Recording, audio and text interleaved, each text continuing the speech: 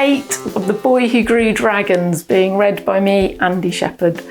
And today we've got quite a big dragon actually, and this dragon came from Wales. And I love the fact that there are dragons all over the world, and all the dragons in different countries are all different. And I think that's probably why I love dragons, because there are so many different types of dragons. So here's the dragon who'll be sharing the story today. Chapter 8. That's grim, that is. For the next hour, Grandad had me hard at work. I'd left my hoodie with the little dragon in the pocket on a pile of dry grass cuttings. He'd seemed happy enough to stay curled up since the excitement at breakfast, but I couldn't help casting glances at it and smiling at the thought of what lay inside. I can't say I was all that heroic about the digging we were doing, but every time I started moaning, Grandad popped a caramel toffee in my mouth. We were just loading another wheelbarrow with tangled brambles when someone grunted.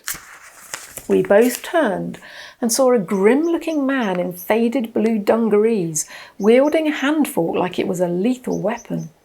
He was leaning across the wire fence that separated Grandad's garden from the one next door. "What do you think you're playing at?" he said, pointing at me. To be fair, I'm not sure he'd say this was playing, Grandad chuckled. Too right, I had blisters on my blisters from all the digging.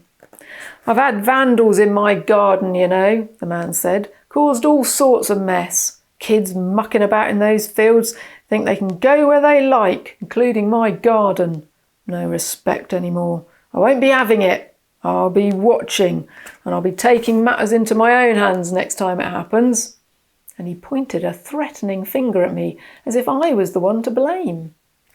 "Well, this here is my grandson, and he's doing me a great favour by clearing the garden with me," Grandad said, still friendly, but his voice firm. "He's a good lad, he won't need watching." The man glared at me like he was waiting for me to show my true colours, and eventually growled, "You just keep away from what's mine, you hear?" I opened my mouth to speak, but Grandad popped a toffee in so I couldn't get the words out. Then the man pointed his fork past us towards the ugly heap of debris we'd piled up from our digging. There was lots and lots of bongleweed. "You better not let that lot near my garden. Blinking stuff, once it gets a hold, you can never get rid of it. You won't get anything growing in there, not after that weed's dug its roots in." "Well, it's early days, but we'll get there," said Grandad, ignoring the old man's tone. He was like a chirpy robin cheerfully making its nest on a Rottweiler's head. "Bloomin' disgrace," the man said, waving in the general direction of Grandad's garden, and he turned away, mumbling something else under his breath. "Who is that?" I asked. "That's our new neighbour, moved in a month or so ago. Name's Jim." "Grim, more like," I muttered. We watched him stomp off towards his shed, where he wrestled with the huge padlock. He slammed the door behind him, and for a second we saw his face at the window glowering out at us. Then a piece of ragged curtain was roughly pulled across. "Poor fella," Grandad said. "Bet he just sat on a bumblebee." That's something that always amazes me about Grandad. He's brilliant at dealing with people. Even if someone's being horrible, he doesn't let it bother him. Not like it always bothers me. Instead of feeling cross or being rude back, Grandad actually seems to stick up for them. "Poor blighter," he'll say. "Bet it was his birthday and everybody forgot." Me, I reckon some people are just like that. Rude, I mean. What was Grim's problem, pointing his bony finger at me, as if I'd go near his stupid garden? I was pretty sure it wasn't vandals either, at least not the kind he was thinking of, because I'd seen something that Grim hadn't. There were dragon fruits littering the ground around the tree. They had burst open, leaving trails of messy pulp across the dirt. I counted them. 1, 2, 3, 4, 5, 6. 6 burst fruits. But did that really mean there were 6 tiny dragons hatched and on the loose? If so, then where were they now? As I walked home, I kept my hand in my pocket. I needed to feel the little dragon just to check that this was all truly happening, because everyone says I have a great imagination. And it's true. I don't just daydream. I daydream in Technicolor with surround sound. So it could have all been wishful thinking, couldn't it? But as I walked, I felt my dragon's claws gently scraping my palm, and then I felt him curl up on my hand, coiling his tail around my wrist, and I knew this was no daydream. This was the real deal.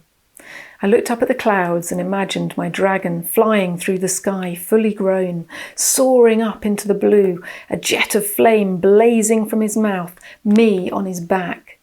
Inside my pocket, his hot breath warmed my skin, and with every puff, the dream of flying flared brighter. But by the time I'd got home, I knew that dreams of flying would have to wait, because, let's face it, my dragon didn't even fill a shoebox. I wasn't going to get far on him, and as for jets of flame, well, the most he spluttered out was sparks, and that was mainly because he kept sneezing. He seemed to have a cold or be allergic to everything. As I climbed the stairs, the dragon popped his head out of my pocket and sneezed for the gazillionth time. Covering my hand with the end of my sleeve, I caught the glowing spark before it could singe the carpet. I was going to be an ace cricketer at this rate. I'd have the sharpest reflexes in the school. Safely in my room, I lifted him out and settled him on my desk. He hopped about, inspecting things. I wondered what I was going to call him. Red? Scorch? Blaze? I tried them out, calling them to him. They were all good dragon names, but none of them quite fit this little shimmering creature. Obviously unimpressed by any of the names so far, he flew over to my cheese plant and started nibbling at the few remaining leaves. When he'd eaten his fill, he fluttered up to my shoulder and curled his tail around my neck. His scales glimmered turquoise, gold and back to ruby red, like a contented wave of colour flickering over his body. Flicker? I smiled and said the word aloud. The dragon tilted his head and looked at me. He uncurled himself, rose up into the air, and sent out another spray of sparks in a glittering arc. And as he did, his scales flickered again, this time in the sunlight that shone through my bedroom window. I laughed, racing to snuff out each spark. Okay then, flicker it is.